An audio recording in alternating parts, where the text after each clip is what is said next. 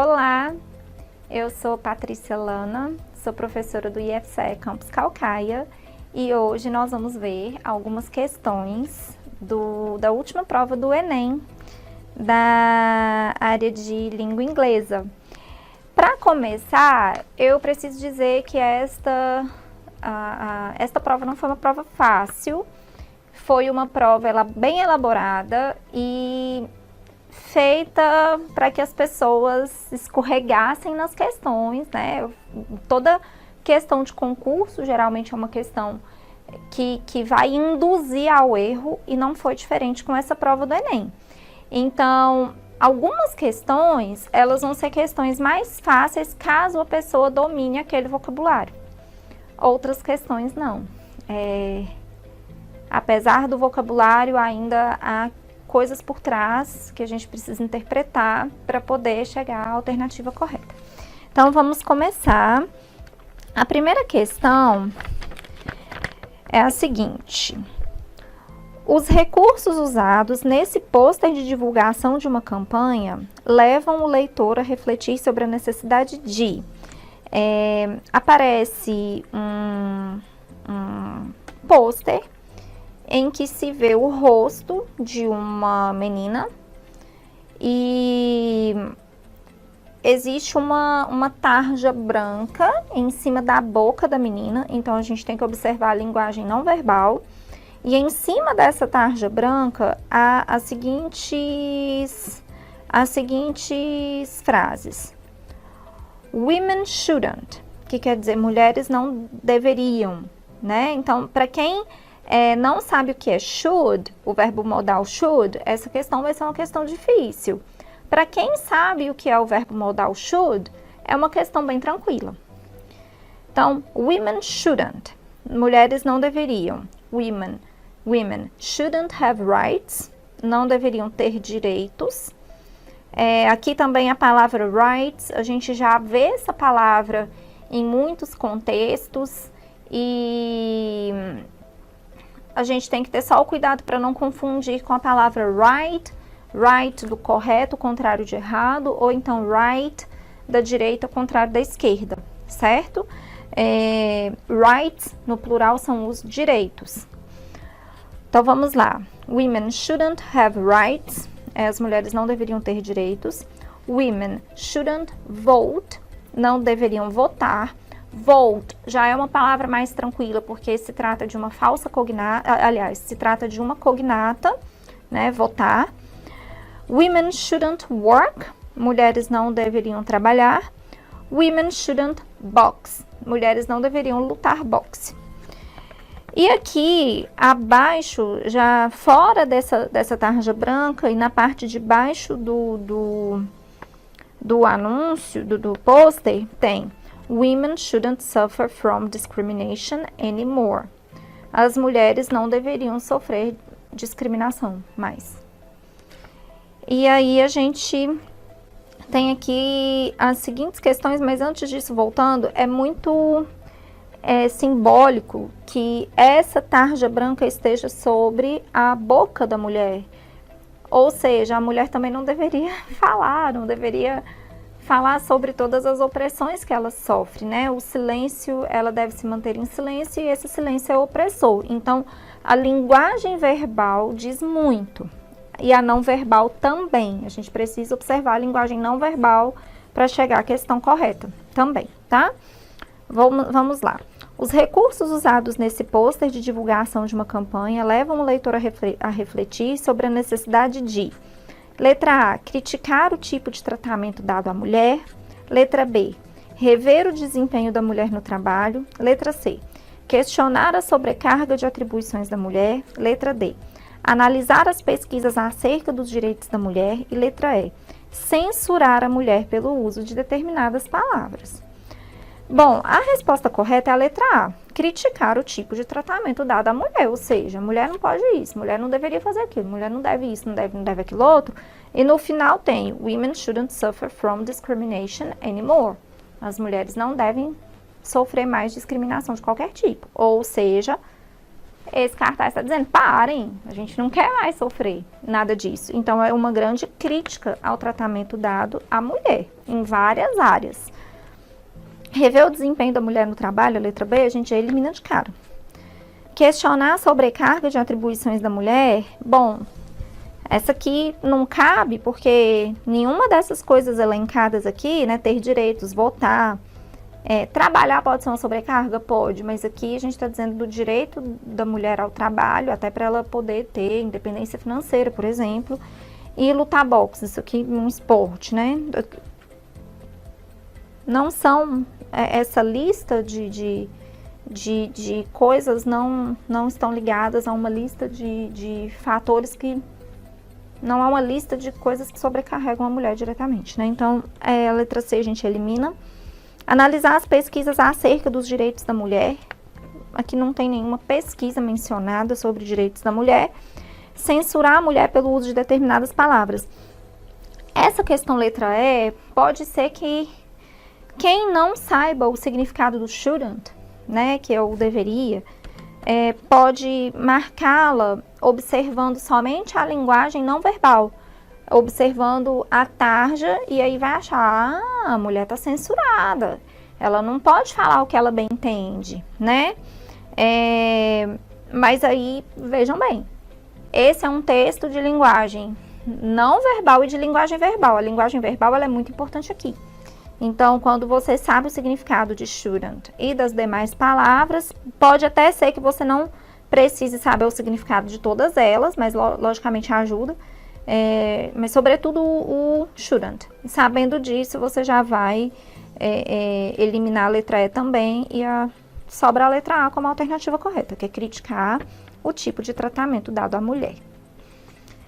Então, vamos agora para a questão 2. Na questão 2 também existe um cartaz, um pôster de divulgação de uma campanha que aborda a diversidade e a inclusão.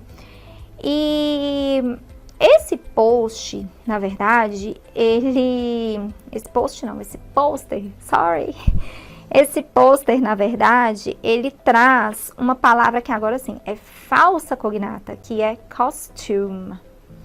Quando a gente vê a palavra costume, ela é soletrada absolutamente da mesma maneira da palavra costume no português.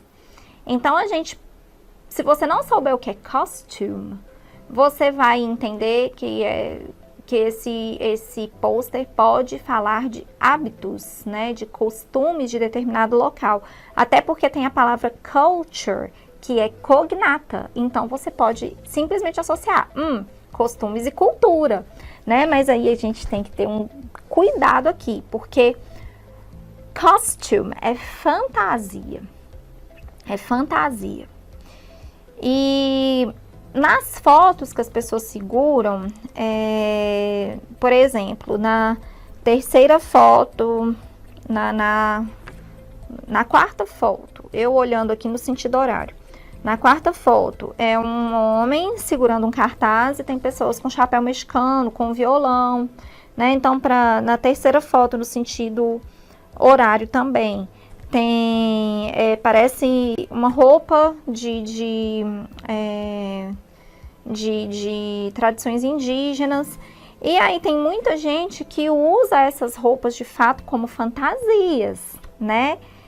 E aqui no texto tem "We're a culture, not a costume". Nós somos uma cultura, não uma fantasia. Não quer dizer costume, certo? E aqui a gente continua. "This is not who we are, and this is not okay". Isso não é o que nós somos e isso não é legal. Não é legal. Então, não, porque eu sou mexicano, não comece a me estereotipar como uma fantasia de uma pessoa que vem do México, né? Por conta, isso é um desrespeito aos hábitos, aos costumes. Então, as costumes, que são as fantasias, são os desrespeito aos costumes locais. E é sobre exatamente isso que a questão está falando. Então, vamos lá. Nesse pôster de divulgação de uma campanha que aborda a diversidade e a inclusão, a interação dos elementos verbais e não verbais faz referência ao ato de, letra A, estereotipar povos de certas culturas. Essa é a alternativa correta, certo? Letra B, discriminar hábitos de grupos minoritários. Aqui não se trata de discriminação direta, pode até ser a gente pode dizer que essas fantasias são um ato de discriminação, mas aqui a gente não tem somente grupos minoritários nessa questão.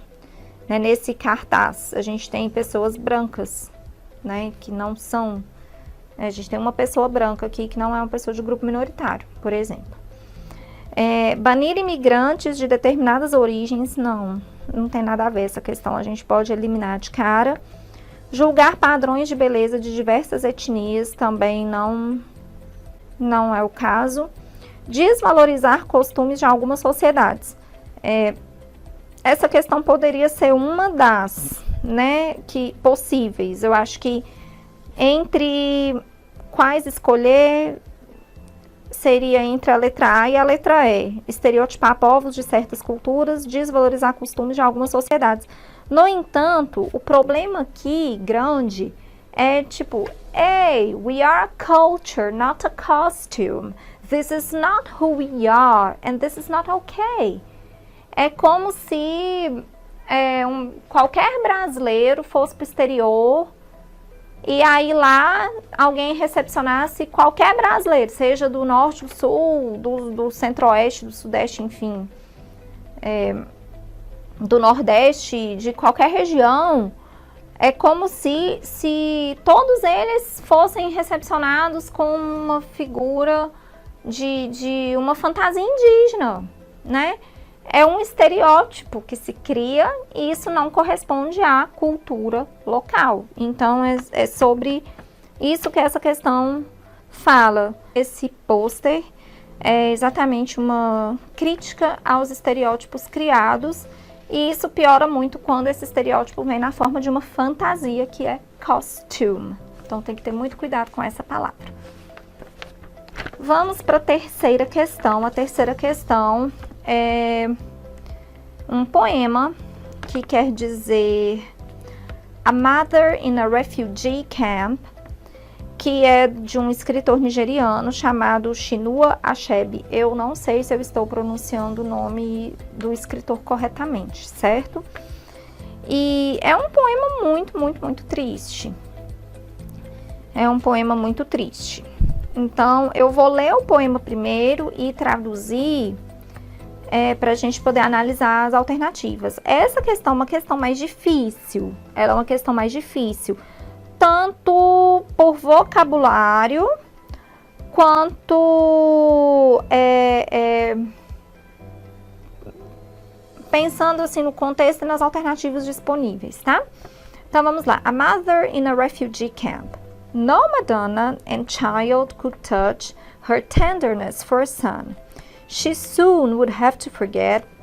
The air was heavy with odors of diarrhea, of unwashed children with washed out ribs, and dried up bottoms waddling in labored steps, behind blown empty bellies. Other mothers there had long ceased to care, but not this one. She held a ghost smile between her teeth, and in her eyes the memory of a mother's pride. She had bathed him and rubbed him down with bare palms. She took from their bundle of possessions a broken comb and combed the rust-colored hair left on his skull, and then, humming in her eyes, began carefully to part it.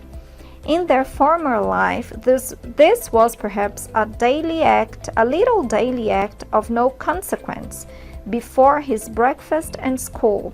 Now she did it like putting flowers on a tiny grave. Então vamos lá para a tradução. Nenhuma santa, Nossa Senhora, assim, e criança, né? Poderia tocar a ternura, o carinho dela pelo filho. Ela em breve teria que esquecer. O ar estava pesado com odores de diarreia, de crianças sujas com costelas desbotadas e bumbuns secos, gingando com passos laboriosos, trabalhosos, atrás de barrigas vazias.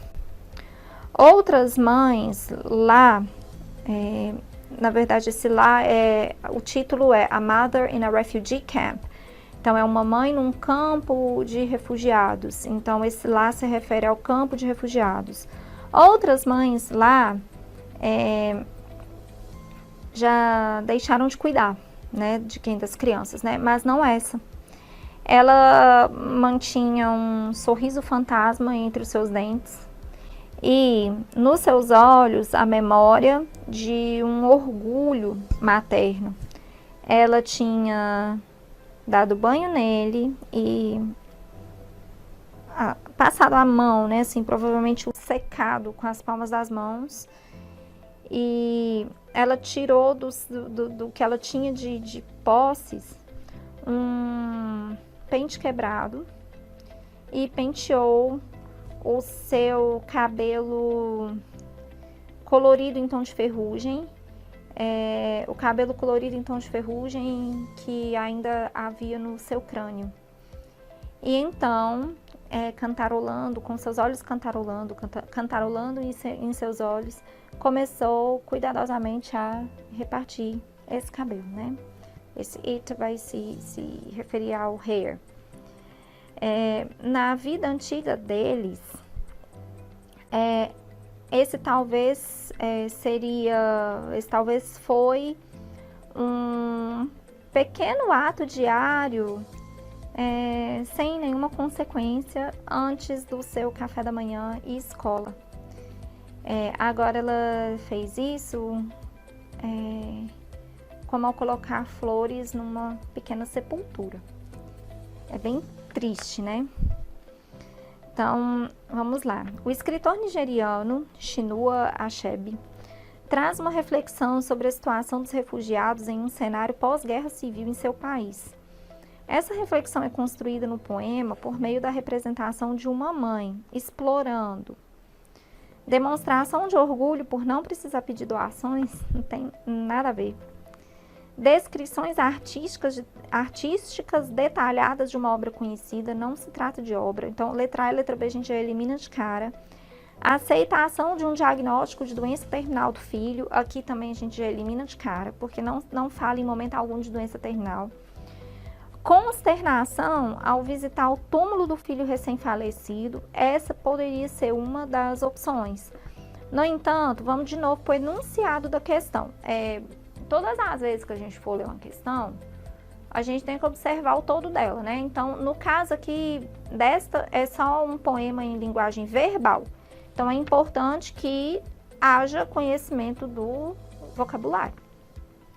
E também levantar o conhecimento prévio, né? Que a gente pode ter sobre campos de refugiados. Isso ajuda. Então, vamos lá. E observar o enunciado, que é o que eu vou voltar ao enunciado aqui agora, ó. Essa reflexão é construída no poema por meio da representação de uma mãe explorando. Aqui o poema não explora a consternação da mãe ao visitar o túmulo do filho recém-falecido. Não é a reação dela à visita a esse túmulo que é explorada no poema. Certo? Então, e muito menos a consternação dela é explorada aqui. O poema trata muito da delicadeza de um ato que era muito provavelmente comum na vida cotidiana dessa mãe e filho, né? Quando o filho ainda era vivo. Então, não é a consternação da mãe que é explorada. E a letra E, a gente tem aqui impressões sensoriais experimentadas no ambiente. É a resposta correta. O tempo todo aqui no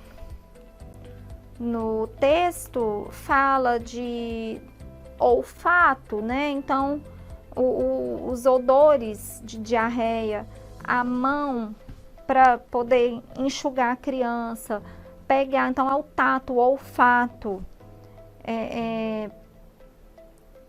o cabelo, né? Você separar o cabelo, você pentear esse cabelo. Então, o que é mais explorado aqui são realmente as impressões sensoriais experimentadas no ambiente. Vamos agora para a questão 4. Essa questão não é fácil. Eu acho que é a mais difícil do texto. Do texto não. A mais difícil das questões, né? Desse caderno. A minor bird. A minor bird poderia ser traduzido como um passarinho, certo? Mas aí a gente vai ler o texto e vai entender também o porquê do uso do minor, certo? Então eu vou ler o texto, o poema primeiro. I have wished a bird would fly away and not sing by my house all day. Have clapped my hands at him from the door when it seemed as if I could bear no more. The fault must partly have been in me. The bird was not to blame for his key. And of course, there must be something wrong in wanting to silence any song. Então, vamos lá. Eu desejei que um pássaro, voasse embora para longe e não cantasse na minha casa o dia todo. Eu bati palmas para ele, para espantá-lo, né? Da porta. Quando parecia que eu não poderia aguentar mais. A culpa deveria estar parcialmente em mim. O pássaro não era culpado pelo seu tom. Que, nesse caso aqui, gente, a palavra que, ela pode ser chave. Ela pode ser chave. Mas, no entanto, que aqui é o tom da linguagem musical, certo? E isso faz toda a diferença.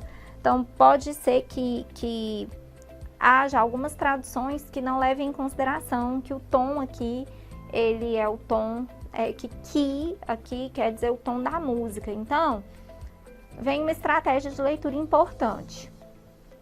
Ela se chama inferência contextual e ela é extremamente importante, sobretudo quando há palavras polissêmicas. O que é uma palavra polissêmica? Que tem mais de um significado. Então, que pode ser a chave que você usa para abrir uma porta, mas no caso aqui a gente está falando de música. É que do tom musical do passarinho, certo? Do tom, não do passarinho, mas do tom musical das musiquinhas que ele entoa, né? And of course there must be something wrong. E claro que deve haver alguma coisa errada em querer silenciar qualquer canção. Então vamos lá. No poema de Robert Frost, as palavras fault e blame revelam por parte do eu lírico o quê? Bom, a palavra fault quer dizer culpa e a palavra blame quer dizer culpar, se a gente olhar no dicionário. O eu lírico, ele sente culpa por não poder cuidar do passarinho? Não. Ele sente que revela uma atitude errada por querer matar o passarinho? Não, em momento algum fala nada a respeito. Sente necessidade de entender o silêncio do passarinho? Não. Não. Bom, letra D. Fault e blame. A gente tem que voltar para essas palavras, né? Que é a culpa e culpar. Culpa como? A culpa deve estar parcialmente em mim. O passarinho não tem culpa do seu tom. Então, vamos lá. É uma sensibilização com relação à natureza do pássaro? Vamos ver. A palavra fault e blame É uma irritação quanto à persistência do canto do pássaro? Essa culpa, a irritação já aconteceu. Ela tem mais a ver com a sensibilização com relação à natureza do passarinho. Ou seja, o passarinho não tem culpa de ter o tom dele. Eu estou irritado, mas o passarinho não tem culpa, né? Eu sinto uma culpa parcial porque, enfim, é a natureza. Não é porque eu estou irritado somente, entendem? E aqui no final ele fala, e claro que deve haver alguma coisa errada em querer silenciar qualquer som. Então ele quer silenciar absolutamente qualquer som, não é só o som do passarinho. E aí essa questão mostra que essa culpa pode ter a ver com a sensibilização em relação à natureza do pássaro. Se ele não se sensibilizasse, ele não sentiria culpa, né? Então, irritado por irritado pode não gerar culpa. Então, é a própria sensibilização que gera essa culpa nele. Por isso, a letra D. Essa questão não é fácil, não. Essa questão não é fácil mesmo. A gente tem que entender até o contexto, né? De quando a gente geralmente sente alguma culpa. Quando a gente pensa no que gerou de danos, a gente pode sentir alguma culpa. Então, isso requer uma sensibilidade. Aqui, no caso, é a sensibilização com a natureza do passarinho. A irritação, a pessoa pode estar super e extremamente irritada com alguma coisa e não sentir culpa nenhuma por causa disso, certo? Então, vamos para a questão 5, que é a última questão. É uma passagem do romance da escritora nigeriana Chimamanda Adichie, que tem vários romances publicados, vários livros publicados. E vamos lá. Eu vou ler o texto primeiro. Finally, Aisha finished with her customer and asked what color Ifemelu wanted for her hair attachment. Color 4. Not good color, Aisha said promptly. That's what I use. It looked dirty. You don't want color 1? Color 1 is too black. It looks fake, Ifemelu said, loosening her head wrap. Sometimes I use color 2, but color 4 is closest to my natural color. She touched Ifemelu's hair. Why you don't have a relaxer? I like my hair the way God made it. But how you comb it? Hard to comb, Aisha said. Ifemelu had brought her own comb. She gently combed her hair, dense, soft, and tightly coiled, until it framed her head like a halo. It's not hard to comb if you moisturize it properly, she said, slipping into the coaxing tone of the proselytizer that she used whenever she was trying to convince other black women about the merits of wearing their hair natural. Aisha snorted. She clearly could not understand why anybody would choose to suffer through combing natural hair instead of simply relaxing it. She sectioned out Ifemelu's hair, plucked a little attachment from the pile on the table, and began deftly to twist. Agora vamos para a tradução. Finalmente, no sentido de... Ai, acabou. Aisha terminou o trabalho com sua cliente e perguntou qual cor Ifemelu gostaria de ter nos seus apliques de cabelo. A Ifemelu respondeu, color 4, cor 4. Aisha, não é uma boa cor. Ela respondeu prontamente. A Ifemelu, mas é que eu uso. Aí a Aisha respondeu, mas ela parece suja. Por que você não quer a cor 1? Aí a Ifemelu respondeu, a cor 1 é muito preta. Ela tem uma aparência que é falsa. Respondeu a Ifemelu, soltando o seu turbante. Às vezes eu uso a cor 2, mas a cor 4 é mais próxima da minha cor natural. Aí a Aisha tocou o cabelo da Ifemelo. Por que você não usa não faz relaxamento, né? Aí ela diz, eu gosto do meu cabelo do jeito que Deus o fez. Aí a Aisha respondeu, mas como que você o penteia? É difícil de pentear. Aí a Ifemelo, aí tem aqui, Ifemelo trouxe o seu próprio pente. Ela penteou gentilmente o seu cabelo denso, macio e enroladinho. Até que ele ficou na sua cabeça como um halo, auréola, uma auréola, auréola.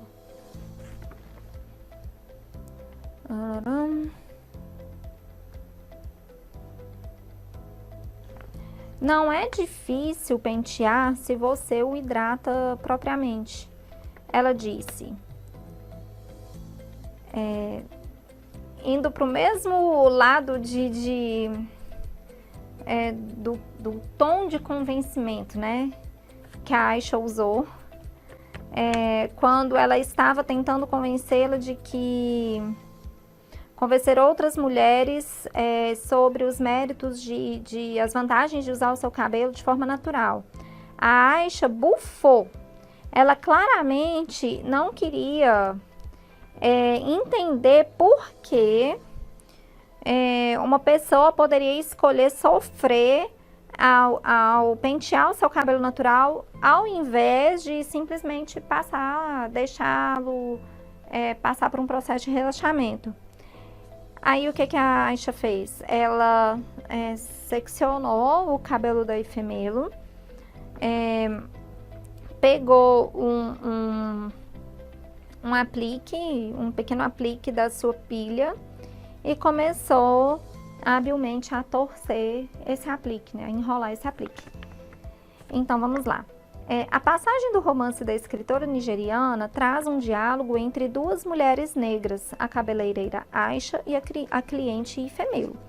O posicionamento da cliente é sustentado por argumentos que reforçam um padrão de beleza. A Ifemelo, ela está aqui reforçando um padrão de beleza? Não, ela não está reforçando um padrão de beleza. Retrata um conflito de gerações. A gente não sabe, por essa passagem, se Aisha e Ifemelo são de gerações semelhantes. A gente não tem essa noção aqui, então essa questão é eliminada. Revelam uma atitude de resistência? Essa é a resposta correta. A Aisha, ela tenta convencer a Ifemelo a abrir mão do seu próprio cabelo e do desejo de ter o seu próprio cabelo natural, como ele é. Ela tenta convencê-la de todas as maneiras. E a Ifemelo fica ali resistente. Não, eu gosto do meu cabelo do jeito que Deus o fez. E ela mesma tirou o seu pente, depois de a Aisha ter falado, mas seu cabelo é difícil de pentear.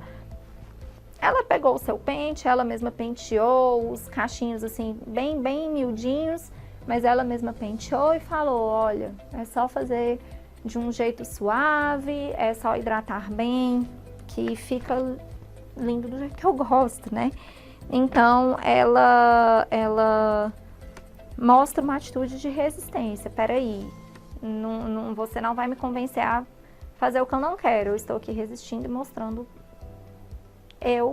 como eu gosto de ser. Demonstra uma postura de imaturidade? Pelo contrário. A Ifemelo se mostra absolutamente madura. Evidenciam uma mudança de comportamento? Na verdade, a Ifemelo, ela manteve-se firme desde o início. Então, não teve mudança de comportamento.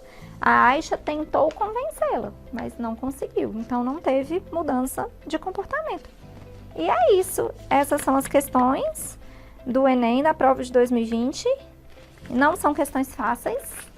É preciso observar enunciado, é preciso observar os textos, se for só em linguagem verbal, acione o conhecimento prévio, né? O que você já viu sobre aquele assunto? Acione isso na sua cabeça. Essa é uma estratégia de leitura chamada predição. E Se houver palavras, como no caso de uma mesma palavra ter mais de um significado, acione a estratégia de leitura da inferência contextual, que é você saber qual é o significado daquela palavra dentro de determinado contexto, que é o que aconteceu com a palavra key no poema do Bird. Ah, eu até esqueci de falar.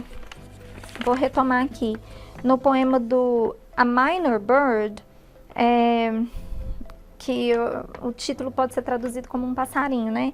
Só que existe minor keys, os tons menores, e major keys, os tons maiores. Então, esse nome, A Minor Bird, ele tem uma associação com o tom do key, entendem?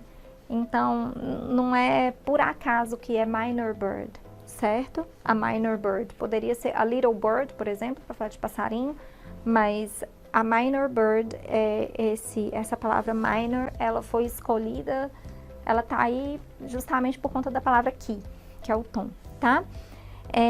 Então, voltando aqui só pra gente encerrar, se o texto estiver só em linguagem verbal, então observem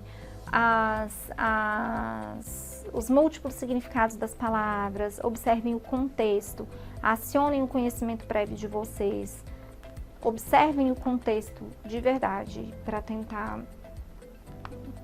adivinhar o que aquela palavra quer dizer naquele contexto, certo? Isso tudo são estratégias de leitura. No caso de questões que tenham linguagem verbal e não verbal, ou só uma ou só outra, não se esqueçam de também observar o enunciado das questões, para saber do que se trata, né? Essas questões, elas são questões típicas de serem aquelas cascas de banana, né? Para você escorregar, cair e errar. Então, é um detalhezinho que vai fazer você errar. No caso das questões que têm linguagem verbal e não verbal, associem as duas coisas. Se vocês forem só pela linguagem verbal, quem fez a questão, se houver um texto de linguagem mista, né, verbal e não verbal, se você for só pela linguagem verbal, você vai errar a questão. Vai ter uma alternativa lá só para ela. Se você for só pela não verbal, é a mesma coisa. Vai ter uma alternativa lá só para ela. Essas questões são pensadas para você errar. Então, observem, associem as duas linguagens. E outra coisa, gente, procurem alguma lista de palavras falsas cognatas. Elas não são em grande número e memorizar algumas delas vai ajudar vocês bastante na hora de uma prova, assim, certo? Espero que vocês tenham gostado e é isso. Tchau!